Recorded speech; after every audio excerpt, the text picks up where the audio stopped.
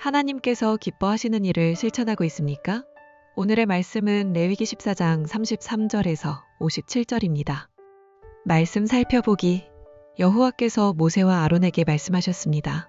내가 내게 소유로 주는 가나안 땅에 너희가 들어갔을 때 내가 너희 소유의 땅에서 어떤 집에 곰팡이가 번지게 했다면 그 집 주인은 제사장에게 가서 내 집에서 어떤 병 같은 것이 보입니다 라고 말해야 한다.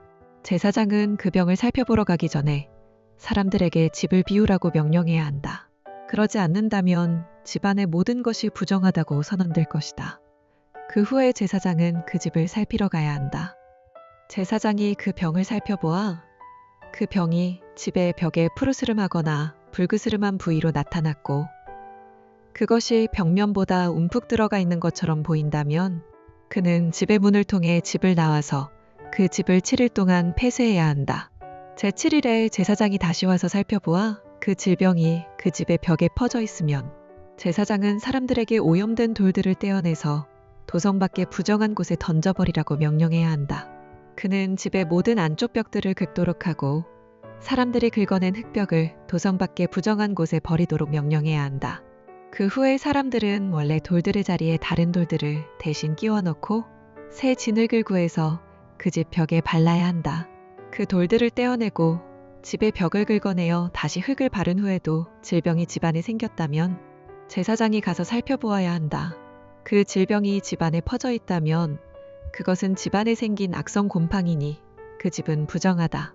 그는 그 집의 돌과 목재와 집의 흙벽을 허물 것이며 그는 그것들을 도성 밖으로 내보내서 부정한 장소에 두어야 한다. 게다가 그 집이 폐쇄되어 있는 동안 그 집에 들어가는 사람은 그날 저녁까지 부정할 것이다. 그 집에서 자거나 먹는 사람은 자기 옷을 빨아야 할 것이다. 그러나 제사장이 그 집에 가서 살펴보았을 때 그 집의 벽에 흙을 바른 후에 질병이 퍼지지 않았다면 제사장은 그 집을 정결하다고 선언해야 한다. 이는 그 병이 치유됐기 때문이다. 그 집의 정결의식을 위해 백향목과 주홍색 실과 우슬초와 함께 새 2마리를 가져와서 새들 가운데 1마리를 샘물이 담긴 토기 위에서 죽여야 한다. 그리고 살아있는 새와 함께 백향목과 우슬초와 주홍색 실을 가져다가 죽은 새의 피와 샘물에 그것들을 적셔 그 집에 7번을 뿌려야 한다.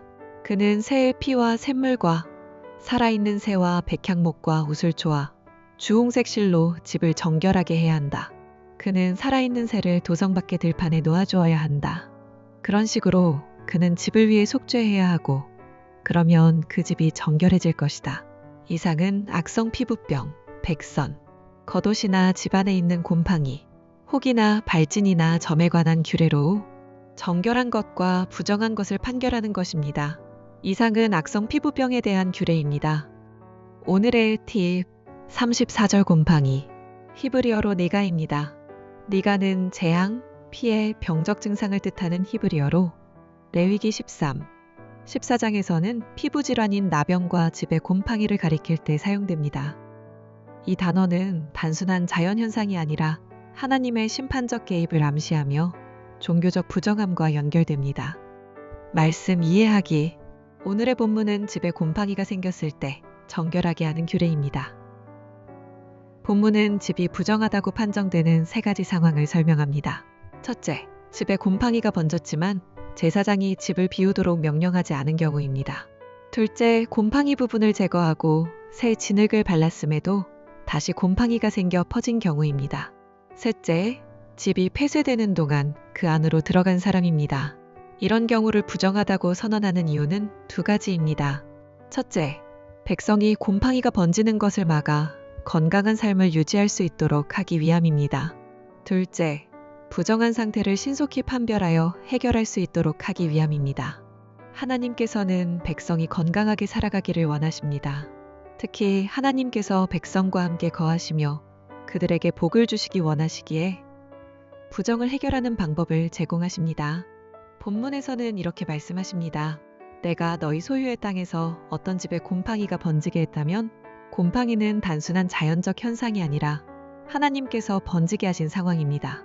이는 곧 백성의 죄로 인해 하나님께서 심판하시는 재앙의 상황을 의미합니다. 하나님께서 이스라엘 백성에게 가나안 땅을 주셨음에도 백성이 죄를 지어 재앙을 자초한 것입니다.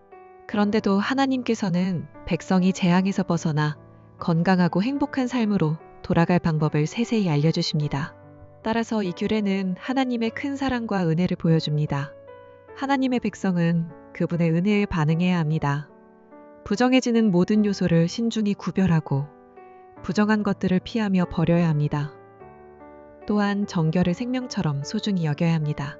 오늘을 살아가는 그리스도인 또한 자신을 부정하게 하는 것이 무엇인지 깨달아 피해야 합니다. 혹시 내가 부정한 것을 붙들고 있다면 과감히 내려놓아야 합니다. 더 나아가 정직, 공의, 성실, 이웃사랑, 겸손, 존중, 연합, 온유 등 하나님이 기뻐하시는 일을 적극 실천해야 합니다. 말씀 따라 살아가기.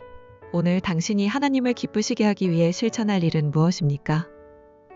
구체적 상황과 대상, 시간을 정해 실천해 봅시다. 말씀대로 기도하기.